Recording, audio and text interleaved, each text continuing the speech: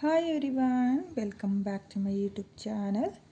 ನಾನು ಇವತ್ತಿನ ವಿಡಿಯೋದಲ್ಲಿ ನಿಮಗೆ ಒಂದೇ ಸ್ಟೆಪ್ನಲ್ಲಿ ಈಸಿಯಾಗಿ ಮಾಡಿಕೊಳ್ಳುವಂಥ ಒಂದು ವಿತೌಟ್ ಕುಚ್ಚು ಡಿಸೈನ್ನ ತೋರಿಸ್ತಾ ಇದ್ದೀನಿ. ಇವಾಗ ಟ್ರೆಂಡಿಂಗಲ್ಲಿರುವಂಥ ಡಿಸೈನ್ ಇದು. ನನಗೆ ತುಂಬ ಜನ ಈ ಡಿಸೈನ್ನ ಮೇಕಿಂಗ್ ವಿಡಿಯೋ ಮಾಡಿ ಅಂತ ಕಳಿಸಿದರು. ಹಾಗಾಗಿ ನಾನಿಲ್ಲಿ ಎಕ್ಸ್ಟ್ರಾ ಕ್ಲಾತ್ನ ಮೇಲೆ ನಿಮಗೆ ಡಿಸೈನ್ನ ಮಾಡಿ ತೋರಿಸ್ತಾ ಇದ್ದೀನಿ. ಹಾಗೆ ನಾನು ಸೆಲ್ಫ್ ಕಲರ್ನಲ್ಲಿ ಡಿಸೈನ್ನ ಮಾಡ್ಕೊಳ್ತಾ ಇರೋದು. ಈಗ ಕ್ರೇಪ್ ಸಿಲ್ಕು, ಮೈಸೂರು ಸಿಲ್ಕ್ ಸೀರೆಗಳಿಗೆಲ್ಲ ಸೆಲ್ಫ್ ಕಲರ್ನಲ್ಲಿ ಏನು ಬರುತ್ತೋ ಅಂಥ ಸೀರೆಗಳಿಗೆ ಇದು ಪರ್ಫೆಕ್ಟ್ ಆಗಿರೋ ಡಿಸೈನ್ ಅಂತಲೇ ಅನ್ಬೋದು. ತುಂಬಾ ಚೆನ್ನಾಗಿದೆ ಡಿಸೈನು. ಹಾಗೆ ಕಲರ್ ಕಾಂಬಿನೇಷನಲ್ಲಿ ಮಾಡ್ತೀವಿ ಅನ್ನೋರು ಕಲರ್ ಕಾಂಬಿನೇಷನಲ್ಲೂ ಕೂಡ ಮಾಡ್ಕೋಬೋದು. ನೋಡಿ, ನಾನಿಲ್ಲಿ ಡಿಸೈನ್ನ ಮಾಡೋದಕ್ಕೆ 7 ಎಳೆ ದಾರನ ತಗೊಂಡಿದ್ದೀನಿ. ಹಾಗೆ ನೀಡಲ್ ಬಂದು 0.75 mm ತಗೊಂಡಿದ್ದೀನಿ. ನೋಡಿ, ಮೊದಲಿಗೆ ಒಂದು ಸಲ ಈ ರೀತಿಯಾಗಿ ಲಾಕ್ನ ಮಾಡ್ಕೊಳ್ಳಿ. ಸ್ಟಾರ್ಟಿಂಗಲ್ಲಿ ಒನ್ ಟೈಮ್ ಲಾಕ್ನ ಮಾಡ್ಕೋಬೇಕು. ಲಾಕ್ನ ಮಾಡಿ ಆದಮೇಲೆ ಮತ್ತೆ ಒಂದು ಸಲ ಲಾಕ್ನ ಮಾಡ್ಕೊಳ್ತಾ ಇದ್ದೀನಿ. ನೋಡಿ, ಇಲ್ಲಿ 2 ಸಲ ಲಾಕ್ನ ಮಾಡಿ ಆದಮೇಲೆ ಇವಾಗ ನಾನು ದಾರನ ಮೇಲ್ ಮಾಡಿಕೊಂಡು ಸ್ಟಾರ್ಟಿಂಗಲ್ಲೇ ಬೀಡನ್ನ ಸೇರಿಸ್ಕೊಳ್ತೀನಿ. ನೋಡಿ, ನಾನಿಲ್ಲಿ ರಿಂಗ್ ಬೀಡನ್ನ ತಗೊಂಡಿದ್ದೀನಿ. ರಿಂಗ್ ಬೀಡನ್ನ ಗ್ಯಾಪಿಗೆ ಒಂದು ಫ್ಲವರ್ ಬೀಡನ್ನ ಸೇರಿಸ್ಕೊಂಡಿದ್ದೀನಿ. ನೀವೂ ಅಷ್ಟೇ ರಿಂಗ್ ಬೀಡನ್ನ ಒಳಗಡೆ ಒಂದು ಮೀಡಿಯಮ್ ಸೈಜ್ ಬೀಡನ್ನ ಹಾಕಿ ಈ ರೀತಿಯಾಗಿ ಸೇರಿಸ್ಕೊಂಡು ಬೀಡನ್ನ ಒಂದು ಸಲ ಲಾಕ್ನ ಮಾಡ್ಕೊಳ್ಳಿ. ಲಾಕ್ನ ಮಾಡಿ ಆದಮೇಲೆ ಎಲ್ಲಿಗೆ ಬರುತ್ತೋ ಅಲ್ಲಿಗೆ ನೋಡ್ಕೊಳ್ಳಿ ಸ್ಟ್ರೈಟಾಗೆ. ನೋಡಿ, ಈ ರೀತಿಯಾಗಿ ನೋಡಿಕೊಂಡು ಎಲ್ಲಿಗೆ ಬರುತ್ತೋ ಅಲ್ಲಿಗೆ ಲಾಕ್ನ ಮಾಡ್ಕೋಬೇಕು.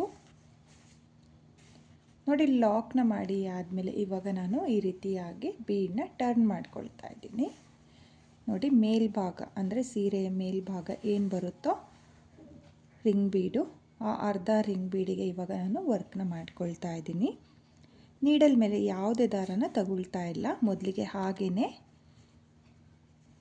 ರಿಂಗ್ ಬೀಡ್ನ ಗ್ಯಾಪಿಗೆ ನೀಡಲ್ನ ಹಾಕಿ ದಾರನ ತಂದು ನೀಡಲ್ ಮೇಲೆ 2 ದಾರ ಇರುತ್ತಲ್ಲ ಆ 2 ದಾರನ ಒಂದು ಮಾಡ್ಕೊಳ್ತಾ ಇದ್ದೀನಿ. ಅಂದರೆ ನಾನಿಲ್ಲಿ ರಿಂಗ್ ಬೀಡಿಗೆ ಸಿಂಗಲ್ ಕ್ರೋಶನ ಮಾಡ್ಕೊಳ್ತಾ ಇದ್ದೀನಿ.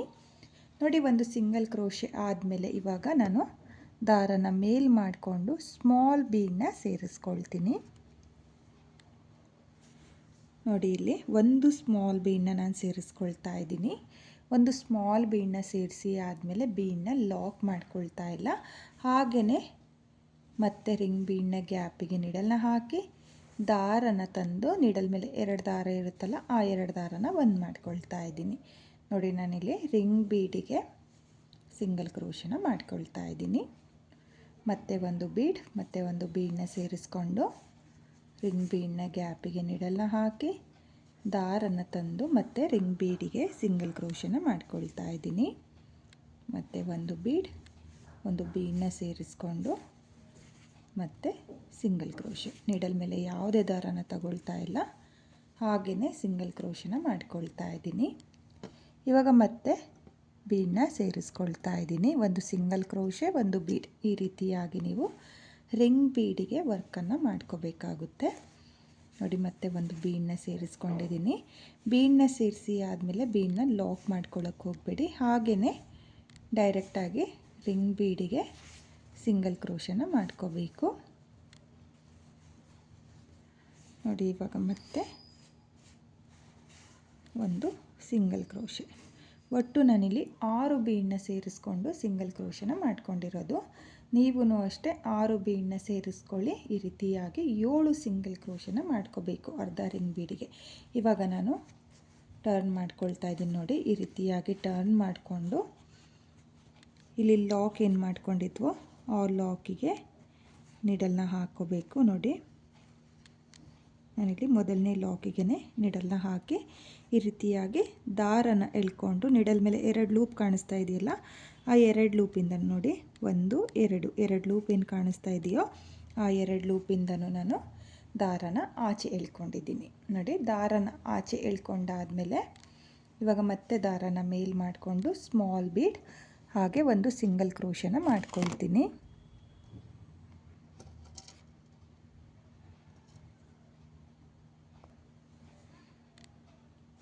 ನೋಡಿ, ಇಲ್ಲಿ ಒಂದು ಬೀಡನ್ನ ಸೇರಿಸ್ಕೊಳ್ತಾ ಇದ್ದೀನಿ. ಬೀಡನ್ನ ಸೇರಿಸಿ ಆದಮೇಲೆ ಉಳಿದಿರೋ ಅರ್ಧ ರಿಂಗ್ ಬೀಡಿಗೆ ಮತ್ತೆ ಸಿಂಗಲ್ ಕ್ರೋಶನ ಮಾಡ್ಕೊಳ್ತಾ ಇದ್ದೀನಿ. ನೋಡಿ, ಸಿಂಗಲ್ ಕ್ರೋಶೆ ಆದಮೇಲೆ ಮತ್ತೆ ಒಂದು ಬೀಡನ್ನ ಸೇರಿಸ್ಕೊಳ್ಳಿ, ಒಂದು ಬೀಡನ್ನ ಸೇರಿಸ್ಕೊಂಡು ಮತ್ತೆ ಸಿಂಗಲ್ ಕ್ರೋಶೆ.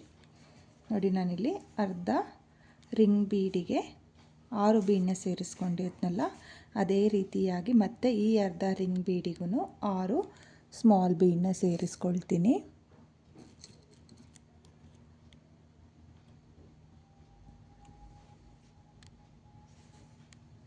ನೋಡಿ, ಈ ರೀತಿಯಾಗಿ ಬೀಡನ್ನ ಹಾಕ್ಕೊಂಡು ಬೀಡನ್ನ ಲಾಕ್ ಮಾಡ್ಕೊಳ್ಳೋಕೆ ಹೋಗಬೇಡಿ. ಹಾಗೆಯೇ ಮತ್ತೆ ಉಳಿದಿರೋ ಅರ್ಧ ರಿಂಗ್ ಬೀಡನ್ನ ಗ್ಯಾಪಿಗೆ ಸಿಂಗಲ್ ಕ್ರೋಶನ ಮಾಡ್ಕೋಬೇಕು. ಅಥವಾ ನಾನಿಲ್ಲಿ ಸಿಂಗಲ್ ಕ್ರೋಶನ ಏನು ಮಾಡ್ಕೊಳ್ತಾ ಇದ್ದೀನೋ ಅದ್ರ ಬದಲು ನೀವು ಹಾಫ್ ಡಬಲ್ ಕ್ರೋಶೆಯ ಕಂಬನೂ ಕೂಡ ಮಾಡ್ಕೋಬಹುದು. ನೋಡಿ, ಸಿಂಗಲ್ ಕ್ರೋಶನ ಮಾಡಿದ್ನಲ್ಲ, ಅಲ್ಲಿಗೆ ಹಾಫ್ ಡಬಲ್ ಕ್ರೋಶೆಯ ಕಂಬನೂ ಕೂಡ ಮಾಡ್ಕೋಬಹುದು. ನೋಡಿ, ಇವಾಗ ಇಲ್ಲಿ 6 ಬೀಡನ್ನ ಸೇರಿಸ್ಕೊಂಡಿದ್ದೀನಿ. ಒಟ್ಟು ರಿಂಗ್ ಬೀಡಿಗೆ 12 ಸ್ಮಾಲ್ ಬೀಡ್ ಬರೋ ಥರ ನಾನು ವರ್ಕ್ ಅನ್ನೋದನ್ನು ಮಾಡಿದ್ದೀನಿ. ಇವಾಗ ಇಲ್ಲಿ ಲಾಕ್ ಏನು ಮಾಡ್ಕೊಂಡಿರ್ತೀವಲ್ಲ, ರಿಂಗ್ ಬೀಡನ್ನ ಹಾಕಿ ಆ ಲಾಕಿಗೆ ನೋಡಿ, ಈ ಲಾಕಿಗೆ ನಿಡಲ್ನ ಹಾಕ್ಕೊಳ್ತಾ ಇದ್ದೀನಿ. ನಿಡಲ್ನ ಹಾಕಿ ದಾರನ ಈ ರೀತಿಯಾಗಿ ಎಳ್ಕೋಬೇಕು. ಎಳ್ಕೊಂಡಾದಮೇಲೆ ನಿಡಲ್ ಮೇಲೆ ಒಂದು ಲೂಪ್ ಇರುತ್ತಲ್ಲ, ಆ ಲೂಪಿಂದನೂ ಆಚೆ ದಾರನ ಎಳ್ಕೋಬೇಕಾಗುತ್ತೆ. ನೋಡಿ, ಈ ರೀತಿಯಾಗಿ ಲೂಪಿಂದನೂ ದಾರನ ಎಳ್ಕೊಂಡು ಇವಾಗ ಲಾಕ್ನ ಪಕ್ಕದಲ್ಲೇ, ಅಂದರೆ ರಿಂಗ್ ಬೀಡನ್ನ ಹಾಕಿ ಲಾಕ್ನ ಮಾಡಿದ್ವಲ್ಲ ಅದ್ರ ಪಕ್ಕದಲ್ಲೇ ಒಂದು ಲಾಕ್ನ ಮಾಡ್ಕೊಳ್ತಾ ಇದ್ದೀನಿ. ನೋಡಿ, ಈ ರೀತಿಯಾಗಿ ನಿಮಗೆ ರಿಂಗ್ ಬೀಡ್ ಅನ್ನೋದು ಬರುತ್ತೆ. ನೋಡಿ, ತುಂಬಾ ಚೆನ್ನಾಗಿ ಕಾಣಿಸ್ತಾ ಇದೆ, ತುಂಬಾ ನೀಟಾಗಿ ಕೂಡ ಬಂದಿದೆ. ನೀವು ಇದೇ ರೀತಿಯಾಗಿ ರಿಂಗ್ ಬೀಡಿಗೆ ವರ್ಕ್ ಅನ್ನೋದನ್ನು ಮಾಡ್ಕೊಳ್ಳಿ. ಇವಾಗ ದಾರನ ಮೇಲ್ ಮಾಡಿಕೊಂಡು ನಾನು ಒಂದು ಬೀಡನ್ನ ಸೇರಿಸ್ಕೊಳ್ತಾ ಇದ್ದೀನಿ. ನಾನು ರಿಂಗ್ ಬೀಡನ್ನ ಗ್ಯಾಪಿಗೆ ಏನು ಬೀಡನ್ನ ಹಾಕ್ಕೊಂಡಿದ್ದೀನೋ ಈ ಬೀಡನ್ನೇ ತಗೊಂಡಿದ್ದೀನಿ. ನೋಡಿ, ಇಲ್ಲಿ ಬೀಡನ್ನ ಹಾಕಿ ಆದಮೇಲೆ ಬೀಡನ್ನ ಲಾಕ್ ಮಾಡ್ಕೊಳ್ಳಿ. ಲಾಕ್ನ ಮಾಡಿ ಆದಮೇಲೆ ನಿಡಲ್ ಮೇಲೆ ದಾರನ ತಗೊಂಡು ಒಂದು ಸ್ಲ್ಯಾಂಟಿಂಗ್ ಲೈನ್ ಥರ ಸ್ವಲ್ಪ ಲೆಂತಿಯಾಗಿ, ನೋಡಿ ಈ ರೀತಿಯಾಗಿ ಲೆಂತಿಯಾಗಿ ಒಂದು ಡಬಲ್ ಕ್ರೋಶೆಯ ಕಂಬನ ಮಾಡ್ಕೊಳ್ಳಿ. ಡಬಲ್ ಕ್ರೋಶೆಯ ಕಂಬ ಆದಮೇಲೆ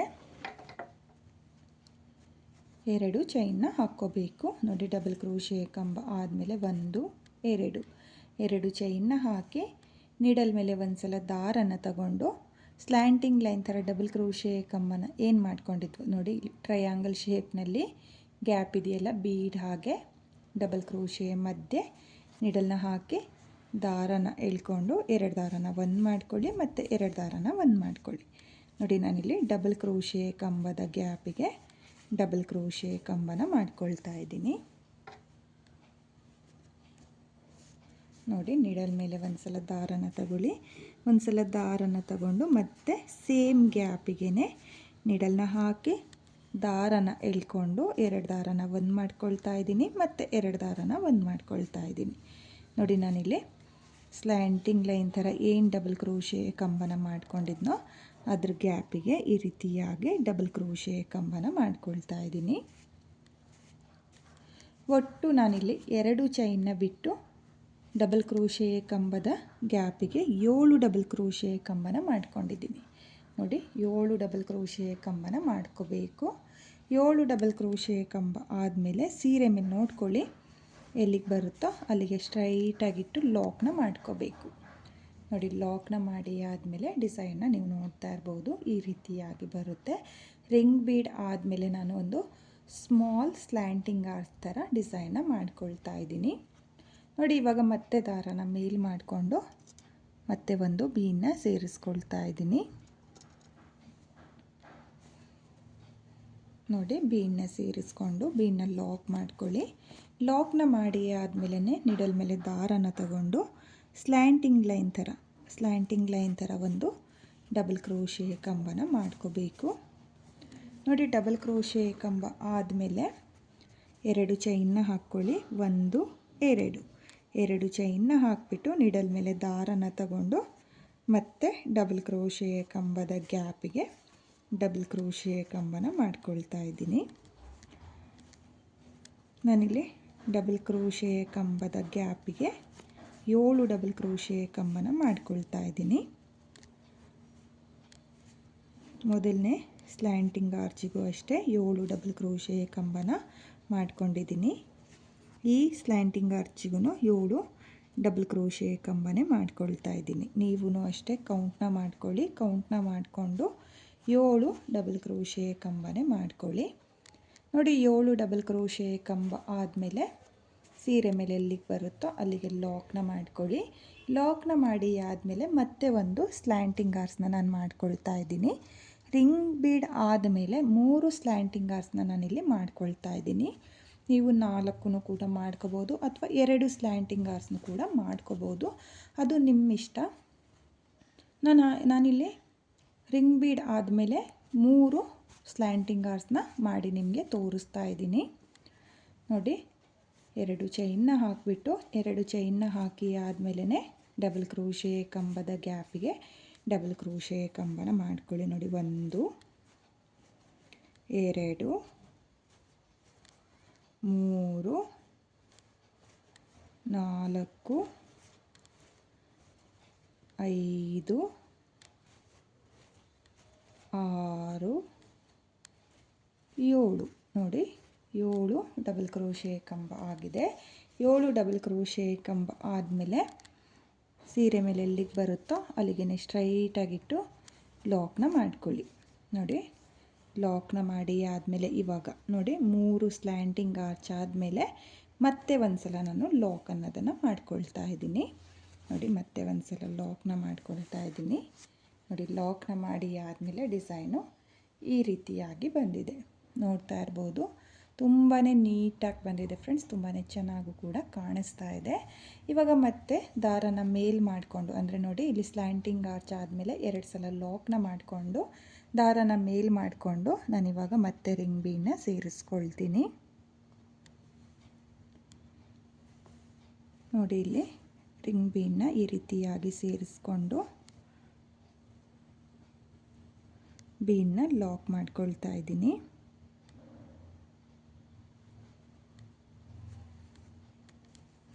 ಬೀಡನ್ನ ಲಾಕ್ ಮಾಡಿ ಆದಮೇಲೆ ಸೀರೆ ಮೇಲೆ ಎಲ್ಲಿಗೆ ಬರುತ್ತೋ ಅಲ್ಲಿಗೆ ಸ್ಟ್ರೈಟಾಗಿ ನೋಡ್ಕೊಳ್ಳಿ.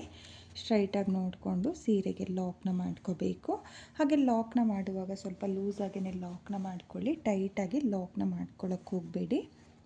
ನೋಡಿ ಲಾಕ್ ಆದಮೇಲೆ ಇವಾಗ ರಿಂಗ್ ಬೀಡನ್ನ ಈ ರೀತಿಯಾಗಿ ಟರ್ನ್ ಮಾಡಿಕೊಂಡು ಮೊದಲಿಗೆ ಒಂದು ಸಿಂಗಲ್ ಕ್ರೋಶೆನ ಮಾಡ್ಕೊಳ್ತಾ ಇದ್ದೀನಿ. ಒಂದು ಸಿಂಗಲ್ ಕ್ರೋಶೆ ಆದಮೇಲೆ ದಾರನ ಮೇಲ್ ಮಾಡಿಕೊಂಡು ನಾನಿಲ್ಲಿ ಸ್ಮಾಲ್ ಬೀಡನ್ನ ಸೇರಿಸ್ಕೊಳ್ತಾ ಇದ್ದೀನಿ. ನೋಡಿ ಒಂದು ಸ್ಮಾಲ್ ಬೀಡನ್ನ ಸೇರಿಸಿ ಆದಮೇಲೆ ಈ ರೀತಿಯಾಗಿ ನಿಡಲ್ನ ಹಾಕಿ ದಾರನ ಎಳ್ಕೊಂಡು ಸಿಂಗಲ್ ಕ್ರೋಶೆನ ಮಾಡ್ಕೊಳ್ತಾ ಇದ್ದೀನಿ.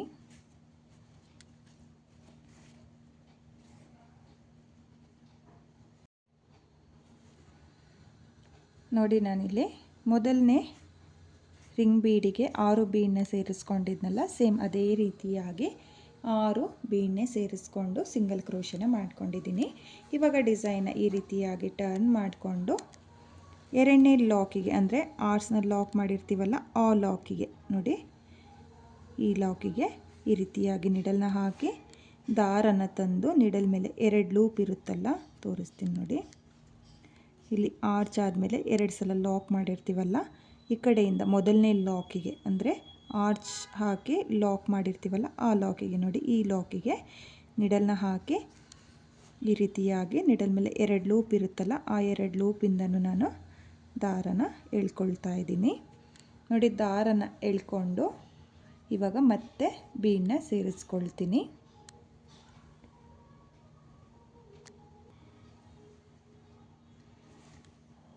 ನೋಡಿ ಇಲ್ಲಿ ಬೀಡನ್ನ ಸೇರಿಸಿ ಆದಮೇಲೆ ಮತ್ತೆ ಅರ್ಧ ರಿಂಗ್ ಬೀಡಿಗೆ ನಾನು ಡಿಸೈನ್ನ ಮಾಡ್ಕೊಳ್ತಾ ಇದ್ದೀನಿ.